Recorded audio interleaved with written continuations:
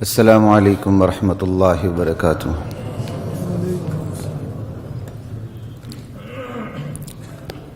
ان الحمد للہ نحمده ونستعینه ونستغفره ونؤمن به ونتوکل علیہ ونعوذ باللہ من شرور انفسنا ومن سیئات اعمالنا من يهده الله فلا مضل له ومن يضلله فلا هادي له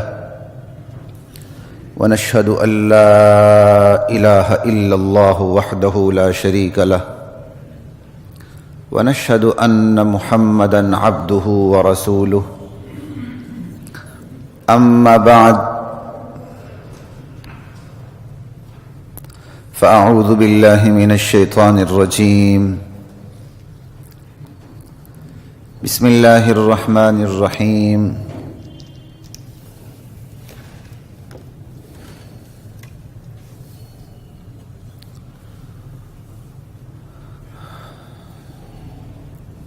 انا کل شیء خلقناہ بقدر۔ حضرات محترم، مسلسل تیسری نشست تقدیر کے حوالے سے اللہ کی ذات مجھے آپ کو ہم سب کو صحیح سمجھ فہم نصیب فرمائے دین کے حوالے سے۔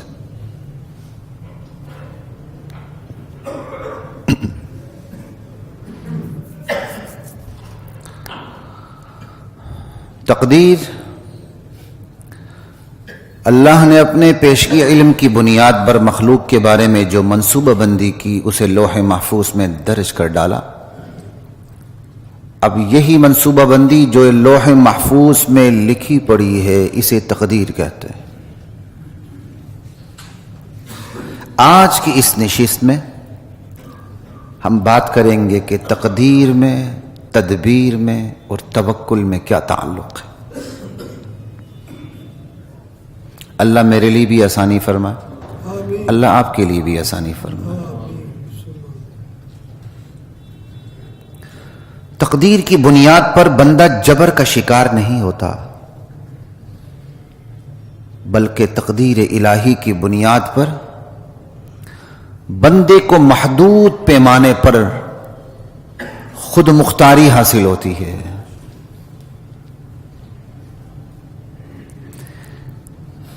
ایسے میں بندہ جد و جہد اور کوشش و کاوش کرنے یا نہ کرنے کی پوزیشن پہ آ جاتا ہے۔ اور یاد رکھیے، بندہ مومن ہو یا کافر، تدبیر اس کا کام ہے۔ یہ صرف بندے مومن کی بات نہیں ہو رہی، بندہ مومن ہو یا کافر، تدبیر اس کا کام ہے، تقدیر اللہ کا کام ہے۔ البتہ بندے مومن کی تقدیر اور تدبیر میں توکل کا جوڑ ہوتا ہے، اور یہ توکل کا جوڑ بندے کافر کو حاصل نہیں ہوتا۔ غور سے سنتے جائیے، بندے مومن کی تقدیر اور تدبیر میں توکل کا جوڑ ہوتا ہے۔ وہ تدبیر کرتا ہے، تدبیر کا کوشش و کاوش جو بندے نے کرنا، جد و جہد، وہ جو سٹرگل کرتا ہے وہ اس کی تدبیر ہے۔ تدبیر کرنے کے بعد وہ اپنی تدبیر پہ بھروسہ نہیں کرتا، بلکہ تدبیر بھی وہی اختیار کرتا ہے جس تدبیر کی اجازت اسے اللہ نے دے رکھی ہے۔ اپنی منشا کے مطابق وہ تدبیر بھی اختیار نہیں کرتا، تدبیر بھی وہی اختیار کرتا ہے جو اللہ کی منشا کے مطابق ہے۔ اور تدبیر اختیار کرنے کے بعد اپنے بازو پہ بھروسہ نہیں کرتا، بلکہ اللہ پہ بھروسہ کرتا ہے۔ یہ بھروسہ توکل ہے۔ پھر جب اللہ پہ بھروسہ کرتا ہے تو اس بھروسے اور اس تدبیر کے نتیجے میں اللہ اسے فیصلہ سنا دیتے ہیں جسے تقدیر کہتے ہیں۔ تو بندے مومن کی تقدیر اور تدبیر میں توکل کا جوڑ ہوتا ہے، اور یہ جوڑ بندے کے بندے کافر کی تدبیر و تقدیر میں نہیں ہوتا، وہ تدبیر کرتا ہے اپنی خواہش کے مطابق اور نتیجہ چاہتا ہے اپنی خواہش کے مطابق۔ بھروسہ نام کی کوئی چیز اللہ پہ نہیں، بھروسہ نہیں ہوتا اسے، پھر بھی اس کی تقدیر کس نے بنانی ہے؟ اللہ نے۔ بندے کافر کی تقدیر اور تدبیر میں توکل کا جوڑ نہیں ہوتا، بندے مومن کی تقدیر اور تدبیر میں توکل کا جوڑ ہوتا ہے۔ باہر کے تقدیر کی بنیاد پر بندے کو محدود پیمانے پہ خود مختاری حاصل ہوتی ہے، اور اسی خود مختاری کی وجہ سے تقدیر اور تدبیر آپس میں کنیکٹڈ ہو جاتے ہیں، منسلک ہو جاتے ہیں، ان کا جوڑ لگ جاتا ہے، وہ آپس میں مربوط ہو جاتے ہیں۔ اب تقدیر کے بہانے تدبیر کی نفی نہیں ہو سکتی، اور بالکل اسی طرح تدبیر کے زور پہ تقدیر کا انکار نہیں ہو سکتا۔ سمجھ رہے نا بات کو؟ لا الہ الا اللہ۔ قرآن کریم کی طرف چلتے ہیں۔ وَمَا مِن دَابَّةٍ فِي الْأَرْضِ إِلَّا عَلَى اللَّهِ رِزْقُهَا۔ اللہ کہتا ہے زمین پر چلنے والے تمام جانوروں کی، جانداروں کی روزی کی ذمہ داری اللہ نے اٹھا رکھی ہے۔ اللہ کہتا ہے میں اللہ نے یہ روزی کی ذمہ داری اٹھائی ہے۔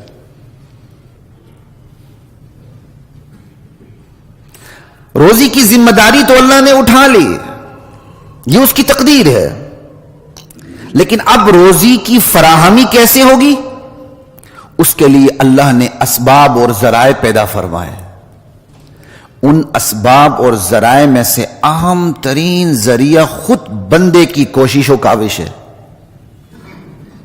ورنہ بندہ تو بھوکا پیاسا مر جائے۔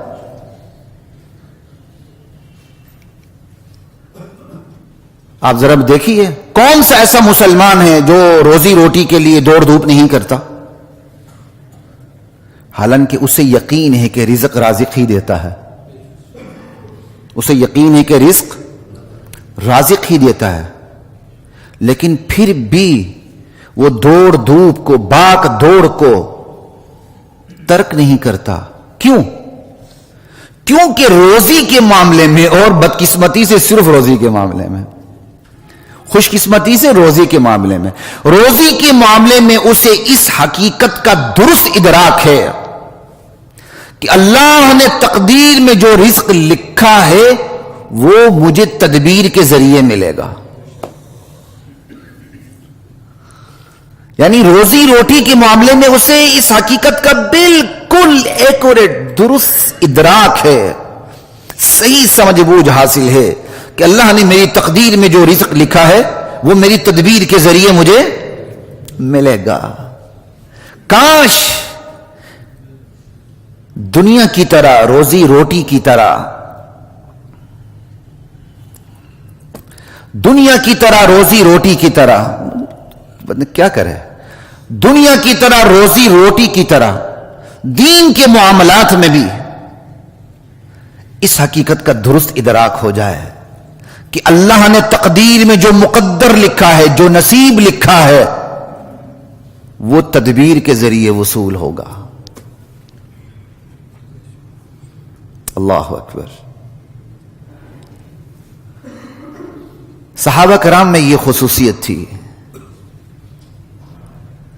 انہیں دین کی طرح، انہیں دنیا کی طرح، روزی روٹی کی طرح، دین اور دنیا کے تمام معاملات میں اس حقیقت کا ادراک تھا۔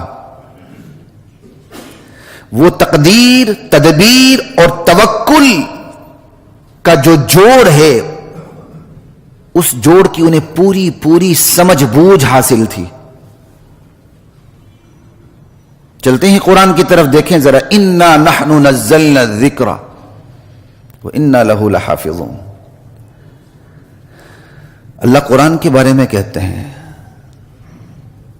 یہ قرآن ہم نازل کرنے والے ہیں، اور اس کی حفاظت کی ذمہ داری بھی ہم نے اٹھا رکھی ہے۔ کتنا بڑا اعلان ہے۔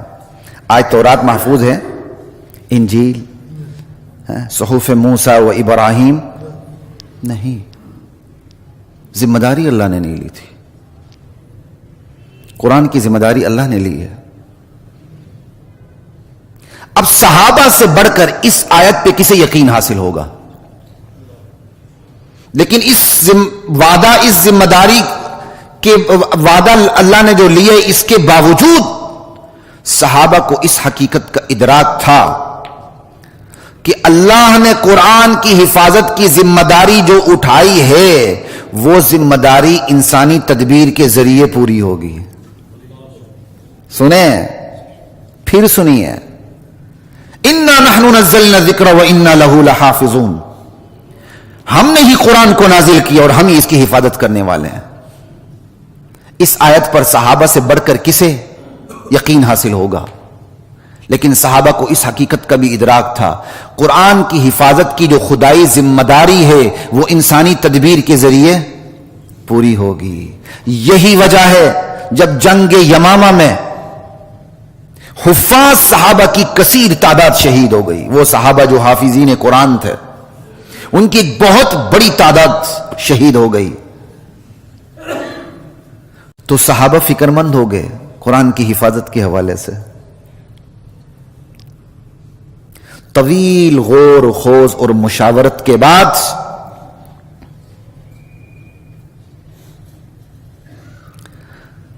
قرآن کو جو ابھی تک سینوں میں اور ذاتی تحریروں میں محفوظ تھا، سرکاری سطح پر کتاب کی صورت میں بھی محفوظ کر لیا گیا.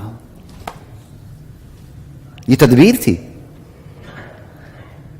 یعنی حفاظ صحابہ کثیر تعداد میں شہید ہو گئے تو صحابہ کو حفاظت قرآن کی فکر پڑ گئی. تو انہوں نے طویل مشاورت کی، غور و خوض کیا اور اس کے بعد اس نتیجے پر پہنچے کہ وہ قرآن جو اس وقت تک ابھی تک سینوں میں محفوظ ہے اور ذاتی تحریروں میں موجود ہے. صحابہ کے پاس اپنی اپنی ذاتی تحریریں تھی قرآن کے حوالے سے،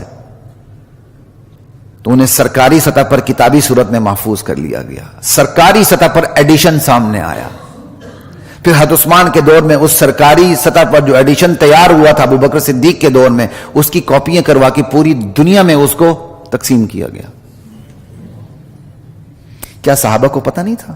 اللہ تعالیٰ نے کہہ دیا ہم نے حفاظت کرنی ہے، ہاتھ پہ ہاتھ رکھ کے نعوذ باللہ بیٹھ جائیں. نہیں، اللہ نے حفاظت کرنی، اللہ نے حفاظت کرنی ہے. اس حفاظت کا ذریعہ بھی اللہ نے انسان ہی کو بنایا ہے. صحابہ کو اس حقیقت کا ادراک تھا. یہی تدبیر اور تقدیر کا نازک تعلق جو ہمیں سمجھ میں نہیں آتا. مصیبت سمجھ میں بات آتی ہے صرف روزی روٹی کے بارے میں اور کسی چیز کے بارے میں نہیں. جہاں دال دلیے کا مسئلہ ہو وہاں سمجھ آتی ہے، راضی کر اللہ یار کوشش بھی تو کرنی ہے نا، وہاں بات ضرور سمجھ میں آتی ہے. نہیں آتی دین کے معاملات میں ہمیں بات سمجھ نہیں آتی. آگے چلیے، اگلی مثال، لا الہ الا اللہ.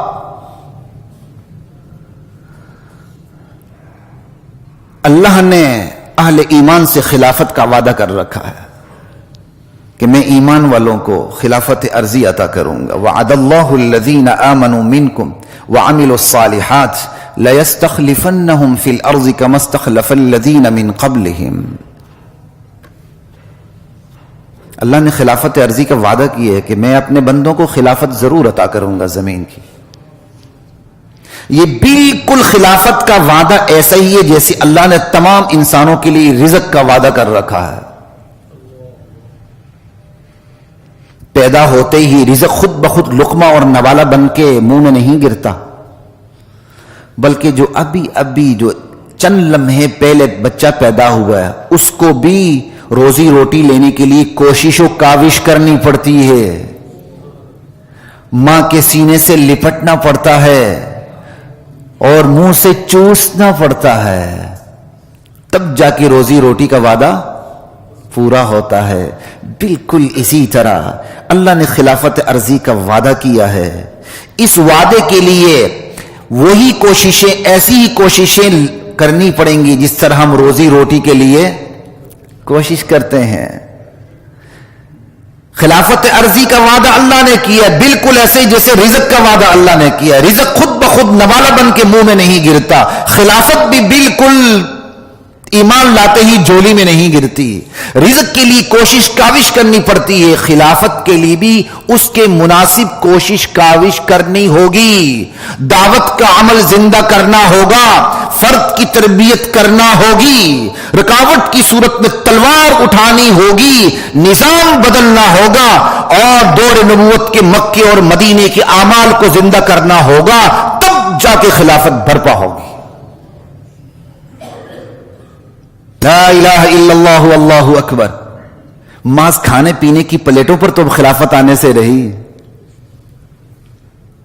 چائے کی پیالی میں طوفان برپا کر کے خلافت آنے سے تو رہی، محض دعوت و تبلیغ کے ذریعے تو خلافت آنے سے رہی۔ محض دعوت و تبلیغ سے خلافت آتی تو اللہ ذوالجلال کی قسم نبی تلوار کبھی بھی نہ اٹھاتے۔ 27 غزوات میں نبی بنفس نفیس شریک ہیں، اور جو سرایہ آپ نے بھیجے ان کی تعداد تو بہت ہی زیادہ ہے، جس میں آپ خود شریک نہیں ہوئے۔ خلافت کے لیے خلافت کی مناسب ہی کوششیں کرنی ہوں گی، ایمان، تقوی، دعوت و تبلیغ، جہاد فی سبیل اللہ، یہی کوشش ہے خلافت کی، تب جا کے آتا ہے، تب جا کے خلافت حاصل ہوتی ہے۔ لا الہ الا اللہ۔ تقدیر، تدبیر اور توکل کے نازک تعلق کو سمجھنے کے لیے انبیاء علیہم السلام کی تعلیمات، ان کی زندگی بھر کی تگ و دو اور ان کی زندگی بھر کی کارگزاری جو ہے وہ اس حوالے سے ہمارے لیے مشعل راہ ہے، چراغ زندگی ہے۔ سنیے، میں چند انبیاء کا واقعہ آپ کے سامنے رکھتا ہوں، مختلف انبیاء کہ آپ کو پتہ چل جائے گا کہ تدبیر و تقدیر و توکل کا تعلق کیا ہے۔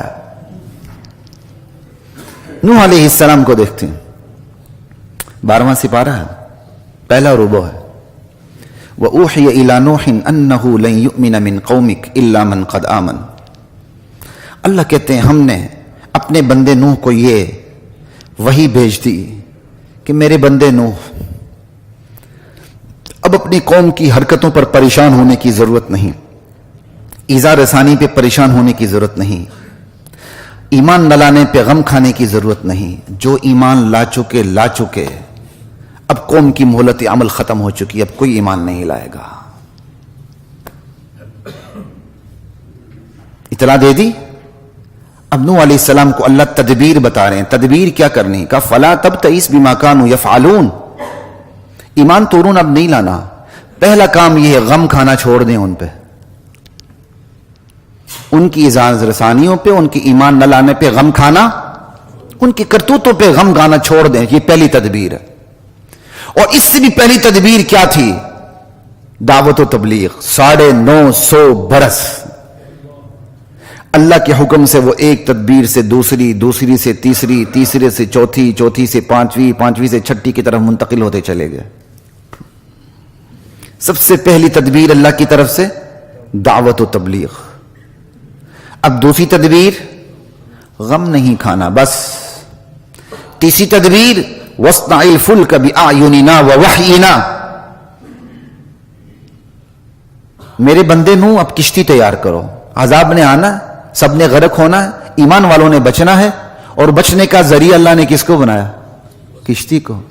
اللہ یہ نہیں کر سکتے تھے جس طرح عیسیٰ علیہ السلام کو اللہ نے اٹھا لیا، ایمان والے اڑتے ہوئے چلے جاتے، کہیں اور جا کے بس جاتے ہیں؟ نہیں، دنیا دار الاسباب ہے، اللہ نے وہی تدبیریں اختیار کروائیں بندے سے، کشتی بناؤ۔ اور یہ اس تیسری تدبیر کے ساتھ اللہ تسلی بھی دے رہے ہیں، بِأَعْيُنِنَا، کشتی بناؤ ہماری نگرانی میں، وَوَحْيِنَا، ہماری ہدایات کی روشنی میں۔ کیسے بنانی ہے؟ اسرائیلیات بڑی ہوئی، اتنی منزل کی تھی، اتنے دروازے تھے، یہ ایسے ہی باتیں ہیں، بس یہ اتنا یاد رکھیں جو قرآن نے کہا، وَاصْنَعِ الْفُلْكَ بِأَعْيُنِنَا وَوَحْيِنَا، کشتی بنائیں آپ ہماری نگرانی میں، ہم دیکھ رہے ہیں اپنی آنکھوں سے، اور ہماری ڈائریکشن کے مطابق کشتی بنائیں۔ چوتھی تدبیر کا وَلَا تُخَاطِبْنِي فِي الَّذِينَ ظَلَمُوا، اب ان ظالموں کے بارے میں آپ نے کوئی سفارش نہیں کرنی۔ نبی کتنا رحیم ہوتا ہے، کہا اب ان ظالموں کے بارے میں آپ نے کوئی سفارش نہیں کرنی، کیونکہ فیصلہ ہو چکا ہے نتیجے کے طور پر کہ انہوں نے غرق ہونا، انہم مغرقون۔ یہ کتنی تدبیریں ہو گئیں؟ 4 کے 5 ہو گئیں، بہرحال جتنی بھی ہوئیں، چلتے ہیں آگے۔ جو میں نے تدبیر کے ساتھ ایک اور بات بتانی، دیکھیں بندہ ریڈی لگاتے ہوئے شرم محسوس کرتا ہے یا لوگ کیا سمجھیں گے، اور جب وہ یورپ میں جاتا ہے تو کچے پہن کے گٹر صاف کرتا ہے، واپس آتا ہے تو ڈی ایچ اے میں 2 کنال کی کوٹھی میں ٹانگ پہ ٹانگ رکھ کے بیٹھ کے ڈن ہل کا سگریٹ لگاتا ہے، چین سموکر ہوتا ہے، جیسے باپ دادے اسی طرح پیدا ہوا تھا، غریبوں کو حقیر سمجھتا ہے، شراب بیچتا ہے، سور کے برگر بیچتا ہے، حلال حرام کمائی مکس کرتا ہے، بلکہ پوری حرام کمائی کرتا ہے۔ پاکستان میں آ کر ایک پوش ایریے میں ڈی ایچ اے میں آیا اور بڑے بڑے علاقوں میں ای اے بی میں اور سوسائٹیوں میں کوٹھیاں لیتا ہے، ٹانگ پہ ٹانگ رکھ کے بیٹھتا ہے۔ اس کو یہاں موت نظر آتی ہے تدبیر کرتے ہوئے۔ ہمارا پیچھے کوستان کا علاقہ ہے نا، جب یہ آپ چلتے ہیں بھی شام کی طرف اور یہ جب گلگت کی طرف جاتے ہیں تو شاہراہ قراقرم ہے، تو یہاں پہلے کسی دور میں دشمنیاں بہت تھیں، ابھی بہت دشمنی ہیں ان ٹرائبل ایریاز میں۔ وہاں کے لوگ جب ان دشمنیوں سے بچ کے ادھر ادھر کر کے پنجاب کی طرف آتے تھے تو وہاں ایک محاورہ مشہور تھا، کہتے جب ہم وہاں سے یہاں آتے تو غیرت بھی وہاں چھوڑ کے آتے ہیں، جب وہاں سے یہاں آتے ہیں تو غیرت بھی وہاں چھوڑ کے آتے ہیں۔ مطلب وہاں تو کھانا پینا کچھ نہیں، صرف منہ میں نسوار ڈالی یا ہاتھ میں چائے کی پیالی پکڑ لی، اس کے بعد نابلی کلاشن کوف پہ کلاشن کوف ہے، اوپر ایک ان کی بنی ہوتی، وہاں بیٹھ کے نابلی عورتیں نیچے کھیتوں میں کام کر رہی ہیں اور وہ بندوقیں لے کے بیٹھے ہوئے 24 گھنٹے۔ یہ ہے غیرت، ٹھیک ہے۔ لیکن ہمارے علاقے میں اس ٹرائبل ایریا میں ایک محاورہ مشہور تھا، یا لوگوں نے، محاورہ نہیں تھا تو لوگوں نے کہا یا چند لوگوں نے کہا، جو بھی، کہتے جب ہم پنجاب کی طرف آتے ہیں تو ساتھ غیرت بھی چھوڑ کے آتے ہیں، کیونکہ اب وہاں دشمنی کی زور پہ جب یہاں آنا تو ہر قسم کا کام کرنا، لیکن کوئی دیکھ تو نہیں رہا نا خاندان کا بندہ، دشمندار ہیں، چھپ چھپا کے روزی کمانی، اب جیسے کمانی ہے۔ یہی حشر ہمارا ہے، یہاں جوتی کی ریڑی لگاتے ہوئے شرم آتی ہے، باہر جا کے جہاں شراب کی، وہ کون سے ہوتے ہیں شراب کے، وہ کون سے خانے کیا کہتے ہیں ان کو، بار ہوتے ہیں، وہاں چوکیداری کرتے ہیں۔ وہاں کا باعزت بندہ شراب کے بار پہ چوکیدار نہیں ہوتا، کیونکہ شرابی باہر آ کے نشے میں گولیاں بھی مار دیتے ہیں، جان کا خطرہ ہوتا ہے۔ ہم پاکستانی گرے پڑے لوگ یہ کام کرتے ہیں۔ بات کہاں سے کہاں آ گئی، میں تقدیر اور تدبیر پہ بات کر رہا ہوں، لیکن میں اپنے موضوع سے ہٹا نہیں ہوں، تدبیر پہ ہی بات کر رہا ہوں۔ سنیں آپ، اللہ تعالیٰ نے کیا کہا، کشتی بنائے، اور کشتی کہاں بنانی ہے، خشکی میں۔ اب نبی بڑا ہی بن جائے، کسی ادارے کا سربراہ بیٹھ کر کیل ٹھوکنے لگے، آپ اسے کیا سمجھیں گے؟ کوئی کرے گا یہ کام؟ وقت کے نبی ہیں، چھوٹے نبی بھی نہیں، اولو العزم پیغمبر ہیں، اللہ کہتے ہیں کشتی بناؤ، بڑا ہی بن گئے، ترخان بن گئے، کیل ٹھوک رہے ہیں، لکڑی کاٹ رہے ہیں، وہ کاٹ بھی کہاں رہے ہیں، خشکی پہ، پانی کا نام و نشان نہیں۔ کیا مطلب ہوا؟ خدائی منشا کے مطابق جو تدبیر ہوتی ہے اس میں شرم نہیں ہوتی ہے، سمجھیں اس کو۔ خدائی تدبیر کے مطابق، خدائی حکم کے مطابق جو تدبیر ہوتی ہے اس میں شرم نہیں ہوتی۔ بندے سے کیا شرم کھانی ہے؟ نبی ہیں، شرم نہیں کھا رہے ہیں۔ 950 برس گزر گئے، کہاں میں نبی ہوں تبلیغ کی، اور آخر میں آ کے بڑائی بن گئے، اور آخر میں آ کے کشتی بھی کہاں بنا رہے ہیں، خشکی پہ۔ قوم کے سردار وڈیرے گزر رہے ہیں، کہا دیکھو بڑائی، کل تک اپنے آپ کو نبی کہہ رہا تھا، آج ترخان بنا ہوا ہے۔ اور دیکھیں کل تک عقل کی باتیں ہمیں سمجھاتا تھا، یہ عقل کی باتیں، بڑی وزڈم اس کے پاس تھی نا، اب یہ دیکھو خشکی پہ کشتی بنا رہا ہے۔ اللہ اکبر۔ نوح علیہ السلام نے کہا کوئی بات نہیں، جتنا ہنسنا ہے ہنس لو، آج تمہارا وقت ہے ہنسنے کا، کل ہمارا وقت ہوگا تم پہ ہنسنے کا۔ بالکل اسی طرح جواب دیا۔ صرف اسلام یہ نہیں اگلا تھپڑ مارے تو آپ اگلی گال ایسے کر دیں، وقت کے مطابق جواب بھی دینا ہے۔ نوح علیہ السلام جواب دے رہے ہیں، ہنس لو، آج تمہارا وقت ہے، کل ہم تم پہ ہنسیں گے۔ تو یہ آپ کو میں بتا رہا تھا تدبیر پہ کوئی شرم نہیں، وہ تدبیر جو جائز ہے. آپ کے پاس ریڈی لگانے کی تدبیر ہے، آپ شرم نہ کھائیں. آپ کے پاس آلو چھولے لگانے کی تدبیر ہے، آپ شرم نہ کھائیں. ارے آپ کے پاس بیٹھ کے چھوٹا سا کھوکا لگانے کی تدبیر ہے تو آپ اس پہ شرم کھانی ہے تو حرام کام پہ شرم کھائیں. بس چلتے ہیں آگے. کشتی تیار ہو گئی، سب کچھ، اوپر سے عذاب بھی تیار. اللہ کہتے ہیں حتی اذا جاء امرنا وفارت النور قل نحمل فيها من كل زوجين اثنين واهلك الا من سبق عليه القول ومن آمن وما آمن معه الا قليل. کشتی تیار ہو گئی، عذاب بھی تیار ہے. اللہ کہتے ہیں میرے بندے نوح اب اس کشتی میں انہی کو سوار کر جو مسلمان ہے، باقی جانوروں میں سے پرندوں میں سے ایک ایک جوڑا کپل نر مادہ اس کو بھی کشتی میں بٹھا دے. لیکن انسانوں میں سے وہی کشتی میں بیٹھے گا جو مسلمان ہوگا. تیرے گھر والوں میں سے بھی جو کافر ہے، تیرا بیٹا اور تیری بیوی، وہ بھی نہیں بیٹھ سکتے. کیا اللہ کے سامنے نوح علیہ السلام کی 950 برس کی خدمت نہیں تھی؟ تھی. اللہ نے اس کی کوئی پرواہ. اللہ الصمد. اللہ کے سامنے کسی کی کیا خدمت چلتی ہے؟ جتنی مرضی نبی بھی خدمت کر لے، ایک سانس اوپر جو نیچے ہوتا ہے نبی بھی اس کا شکر ادا نہیں کر سکتا. یہ الگ بات ہے نبی اس مقام پر ہوتا ہے کہ ہم نبی کی خاک کے پا بھی نہیں ہوتے. نبی قیامت کے دن کہیں گے ما عبدنا کا حق کا عبادتک وما عرفنا کا حق کا معرفتک. میرے مولا تیری عبادت کا جو حق تھا ہم ادا نہ کر سکے، عبادت کر نہ سکے. تجھے پہچاننے کا جو حق تھا وہ ہم تجھے پہچان نہ سکے. یہ انبیاء کہیں گے. اب یہ تدبیر دیکھیں خدائی منشا کے مطابق تدبیر ہے. اگر نوح علیہ السلام کی منشا کے مطابق تدبیر ہوتی تو کیا وہ اپنی بیوی کو نہ بٹھاتے؟ کیا وہ اپنی جان سے پیدا ہونے والے اپنے بیٹے کو نہ بٹھاتے؟ 950 برس کی تبلیغ ہے. اللہ کہتے خبردار بیوی بیٹے کو نہیں بٹھانا، صرف ایمان والوں کو بٹھانا. یعنی اپنوں کو نہیں بٹھانا، بعضوں کو، بیگانوں کو بٹھانا. تو اصل رشتہ کیا ہوا؟ ایمان کا. تدبیر دیکھیں، یہ ہے تدبیر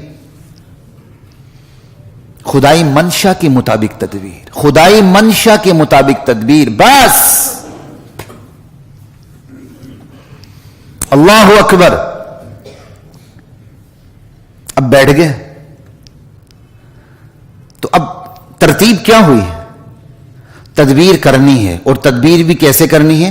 خدائی منشا کے مطابق کرنی ہے. اگلی بات، اب خدائی منشا کے مطابق تدبیر کرنے کے بعد بھی بھروسہ اپنے اوپر نہیں کرنا. کس پہ کرنا ہے؟ کہ وقال ارکبوا فیہا بسم اللہ مجریہا ومرساہا. نبی اپنے امتیوں سے کہتے ہیں چلو کشتی میں سوار ہو جاؤ، لیکن یاد رکھنا اس خطرناک ترین طوفان کے اندر بچانے والا صرف اللہ ہے. اس کشتی کا چلنا بھی اللہ کے حکم سے ہے.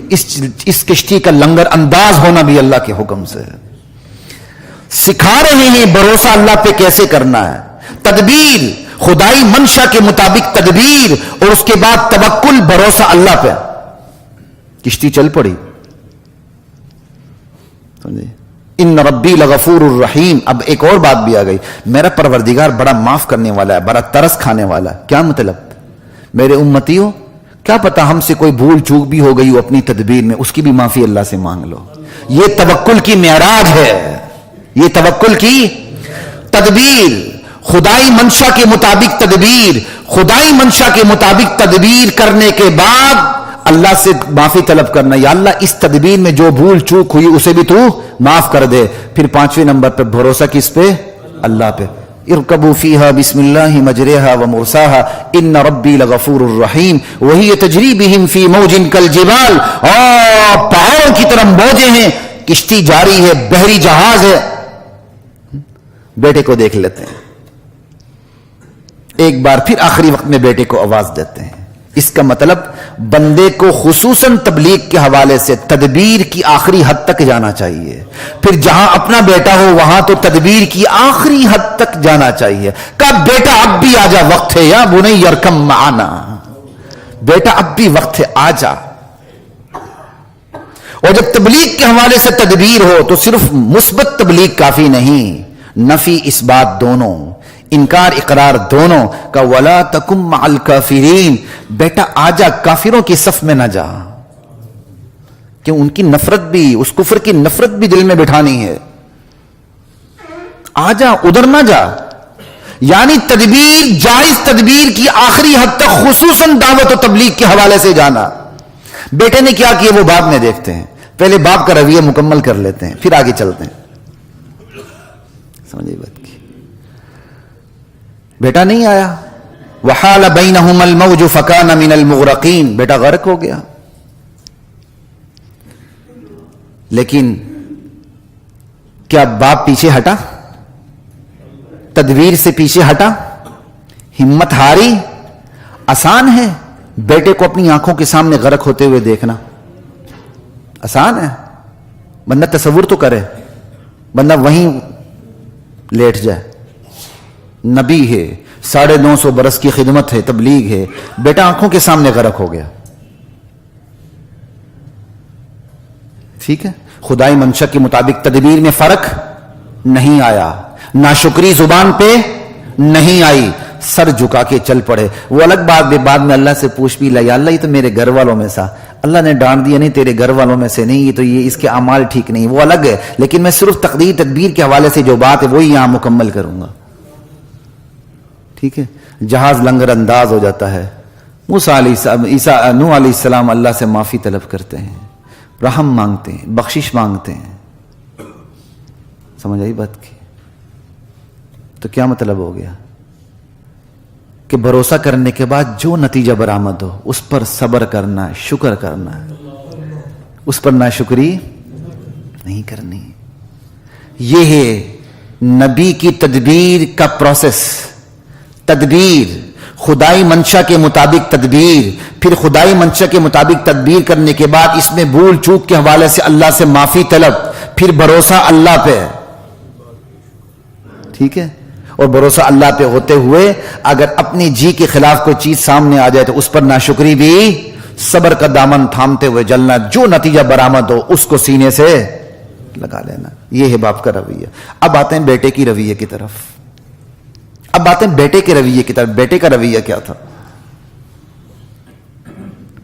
جب باپ نے بیٹے کو کہا بیٹا آ جا، یا بنی ارکم معنا ولا تکن مع الکافرین، بیٹا آ جا، اب بھی وقت ہے، کافروں کی صف میں نہ جا، وہاں سے نکل آ۔ بیٹے نے کیا کہا؟ سآوی الی جبل، ابا جی کوئی فکر کی بات نہیں، میں پہاڑ پہ چڑھ جاؤں گا۔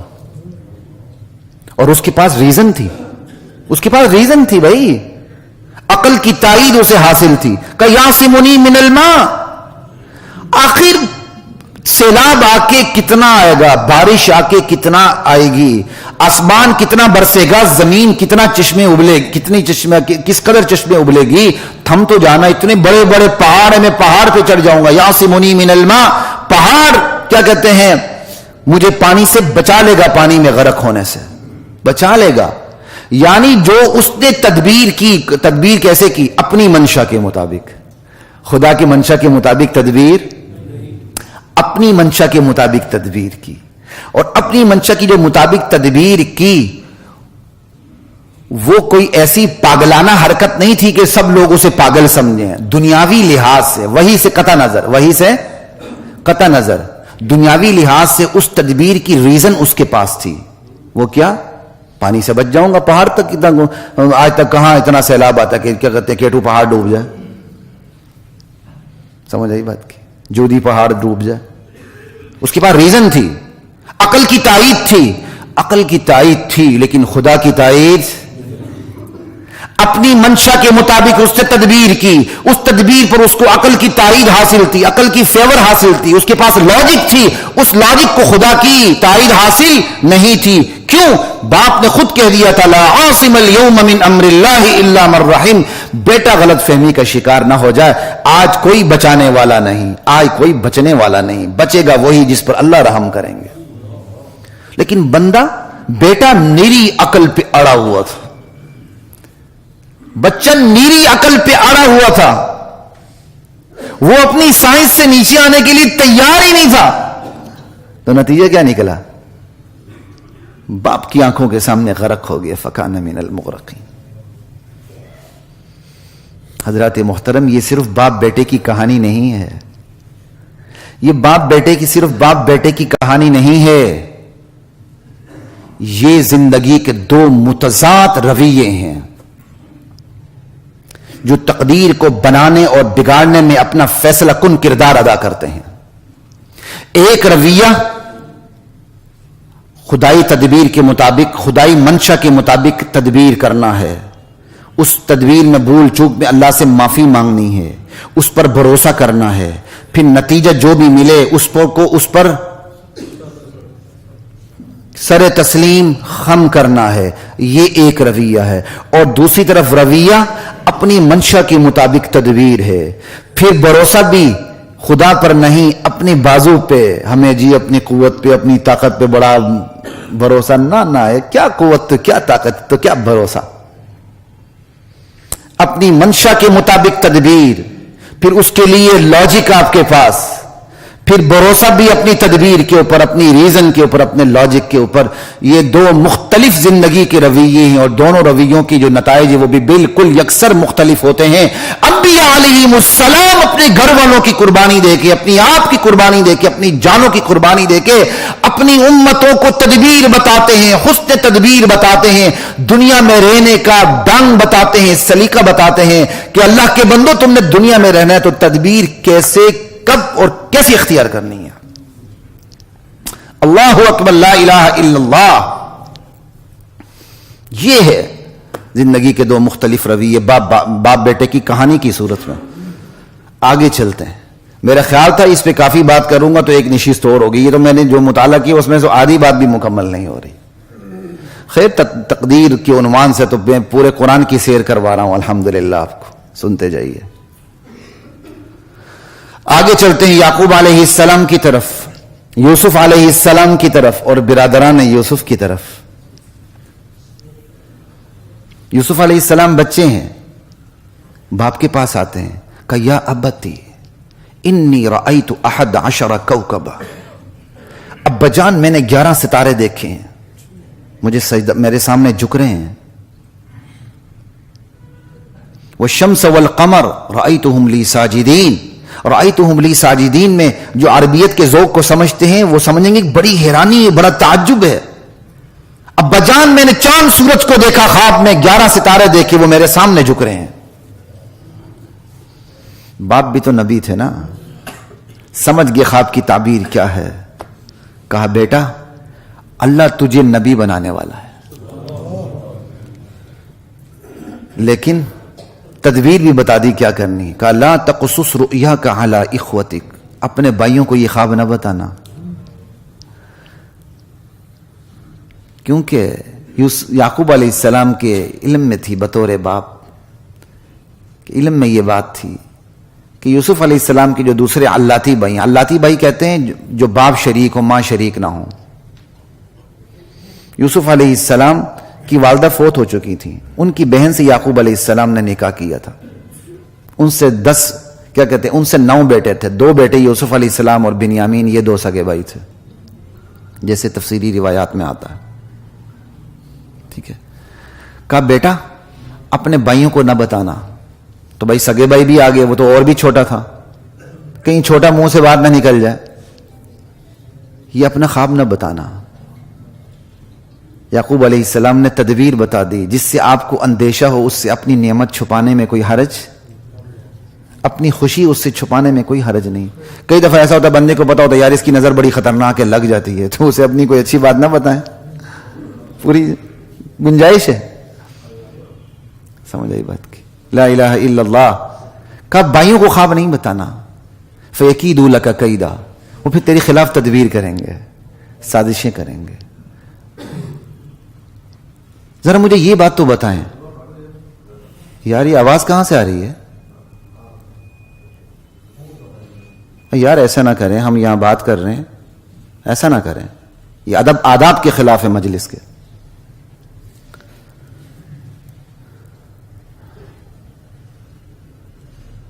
اچھا،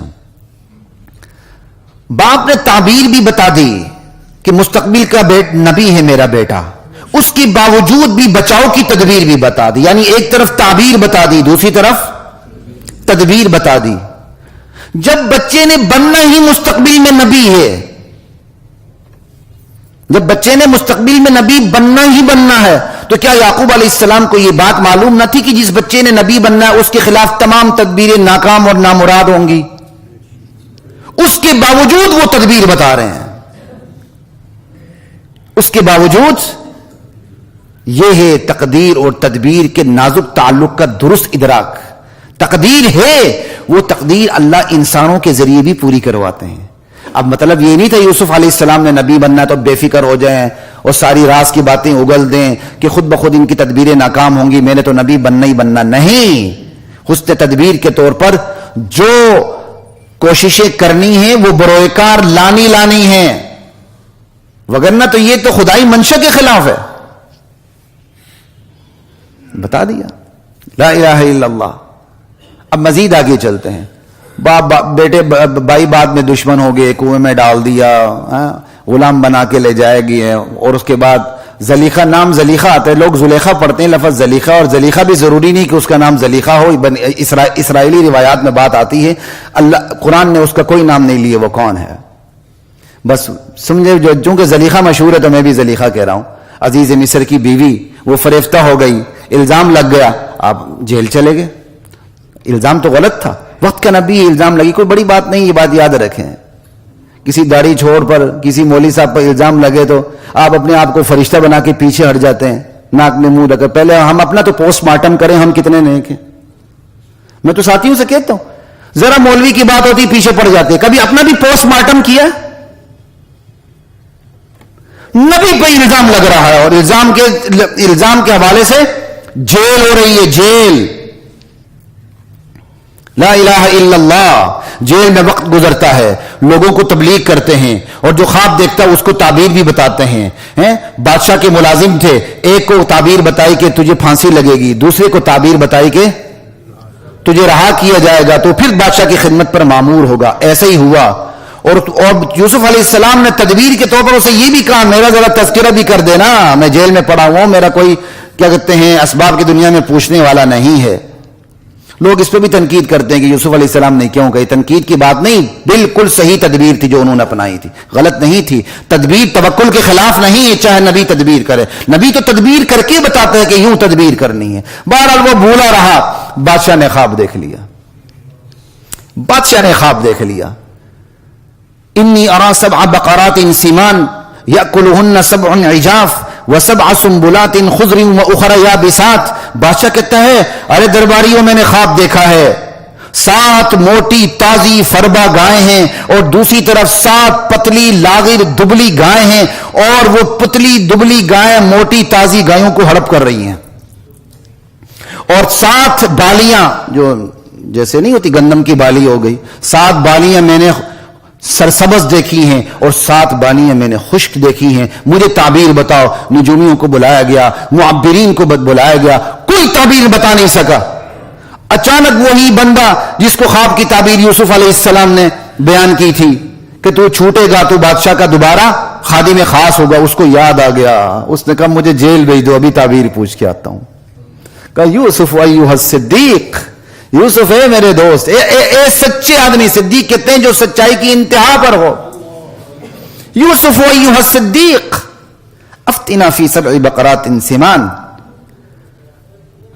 اے سچے راست باز انسان, اس کی تعبیر بتا دے. بادشاہ نے خواب دیکھا ہے کہ 7 موٹی تازی گایوں کو 7 پتلی گائیں کھا رہی ہیں, اور 7 بالیاں خشک ہیں, 7 بالیاں سرسبز ہیں.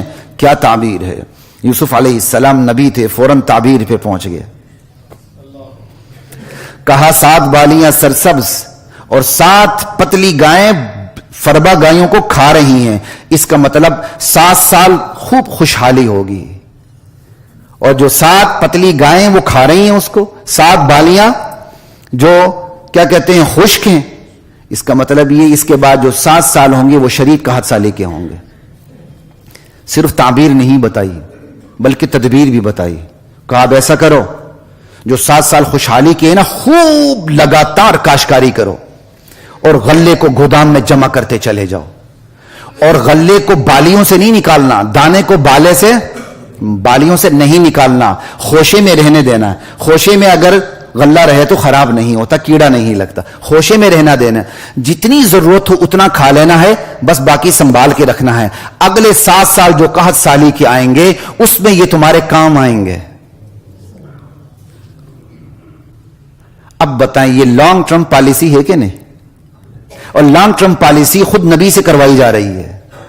یہ توکل کے خلاف، یہ ہے لانگ ٹرم پالیسی جس میں ملکوں بھیک مانگنے جانا نہیں پڑتا، سود لینے دینے کے لیے جانا. یہ ہے نبی کی لانگ ٹرم پالیسی. سمجھے بات کی؟ اللہ اکبر. بادشاہ نے جب یہ خواب سنا وہ حیران ہو گیا. اتنا قابل آدمی اندر بیٹھا ہوا ہے، ہم نے اسے جیل میں رکھا ہوا ہے. کہا نکالو باہر، اسے تو میں اپنا مشیر خاص بناؤں گا. یوسف علیہ السلام نے باہر آنے سے انکار کر دیا. کہا جس الزام میں مجھے جیل میں بھیجا گیا پہلے اس کی تحقیق کی جائے. کیوں؟ یوسف علیہ السلام نے بھائی تبلیغ کرنی ہے. لوگ کھڑے ہو کے کہیں گے آپ پر تو عورت کا الزام لگا تھا. کہا نہیں میرے باہر نہیں آنا، پہلے جس الزام میں مجھے بھیجا گیا اس کی تحقیق کی جائے. تحقیق کی گئی تو وہی زلیخا جس کو زلیخا کہتے ہیں، پتہ نہیں اس کا کیا نام تھا، اس نے صاف اقرار کر لیا، عورتوں نے اقرار کیا. اس زلیخا نے کہا اس کا کوئی قصور نہیں تھا، سارا قصور میرا تھا. اور ساتھ اپنے شوہر کو اس نے یہ بھی تسلی دلا دی میں نے کوئی بہت بڑا گناہ نہیں کیا، زنا نہیں کیا، بس میں نے اسے ورغلانے کی کوشش کی تھی، وہ میرے قابو نہیں آیا. یوسف علیہ السلام کو صفائی مل گئی. اب شان سے باہر آئے. صحیح ہے. اب بادشاہ وقت نے انہیں ریکویسٹ کی کہ آپ امور سلطنت میں ذمہ داری اٹھائیں. جب یوسف علیہ السلام نے دیکھ لیا کہ بادشاہ چھوڑتا نہیں اور میں نے ذمہ داری اٹھانی ہے تو انہوں نے کہا پھر زمین کی خزانوں کا مالک بنا دو مجھے. اس بارے میں صرف میری اوپینین چلے گی. زمین کے خزانوں سے کوئی ریونیو لیتا ہے، کوئی خزانہ مال لیتا ہے، بھائی زمین کے خزانوں میں سارے ہی خزانے ہیں. سمجھے بادشاہت پوری ہاتھ میں آ گئی، مال، ریونیو، محاصیل، سب کچھ، زمین کے خزانے جتنے سب کچھ ہاتھ میں آ گئے. کیونکہ 7 سال خوشحالی کے ہیں، پھر 7 سال قحط سالی کے ہیں. اس میں پوری پلاننگ کرنی ہے اور پھر جن کے اندر تقسیم کرنا ہے ان کے اندر بھی پورا انصاف رکھنا. یہ نہیں کہ اپنوں کے گودام بھر دیے اور غریب بھوکا مرے پھر بھی کہیں جی میں نیٹ کلین ہوں مجھے ووٹ دے دو. نہ، پوری پلان. یوسف علیہ السلام نے وہی چیز اپنے ہاتھ میں لے لی. ملک کی ریڑھ کی ہڈی اپنی ہاتھ میں لے لی، بیک بون ہاتھ میں لے لی. بادشاہ نے کہا ٹھیک ہے. اب یہ ہے تدبیر. بندے کو جب یہ پتا ہو یہ کام میں احسن طریقے سے کر سکتا ہوں، اسے اپنے آپ کو خود پیش کرنا چاہیے کہ جی یہ عہدہ مجھے دے دیں، یہ ذمہ داری مجھے دے دیں. یہ کوئی گناہ نہیں ہے. گناہ تب آپ صرف دنیا داری کے لیے کسی عہدے کو قبول کرنا چاہیں. جو حدیث میں وعید آئی ہے وہ صرف اس لیے آئی ہے بندہ بڑا بننے کے لیے کوئی ذمہ داری لینا چاہتا ہے. لیکن اگر بندہ اس نیت سے رہتا ہے کہ میں اس کا واقعی اہل ہوں، کوئی اور سیٹ پہ آئے گا تو وہ اس کو خراب کرے گا اور میں تو صحیح طور پر اس کام کو چلا سکتا ہوں، تو وہ آگے بڑھ کے خود اس کا مطالبہ کرے، اپنے آپ کو پیش کرے. یہ خود یوسف علیہ السلام کی سنت ہے. یوسف علیہ السلام نے تو صرف انتخاب کیا تھا. عزیز مصر نے تو ان کے سامنے، بادشاہ نے تو ان کے سامنے ریکویسٹ کی تھی تو انہوں نے جو انہیں اچھا لگا وہ انہوں نے لے لیا کہ کہا انی حفیظ علیم، میں دیانتدار بھی ہوں اور جو میں نے شعبہ لیا اس کا مجھے مکمل علم بھی ہے. آج ہماری تدبیر میں یہی کمزوری ہوتی ہے. ہماری قیادت اگر دیانتدار ہے تو وہ جاہل ہے، جو جاہل ہے وہ دیانتدار نہیں. قرآن نے 2 لفظوں میں دونوں چیزیں جمع کر دی. حفیظ، میں دیانتدار بھی ہوں، علیم، اور اس کام کو جانتا بھی ہوں. پوری تدبیر آ گئی. آج آپ کہتے ہیں نہیں جی نہیں کرپشن تو نہیں نہ کی. ارے پہلے دیکھو کام آتا بھی ہے کہ نہیں اسے.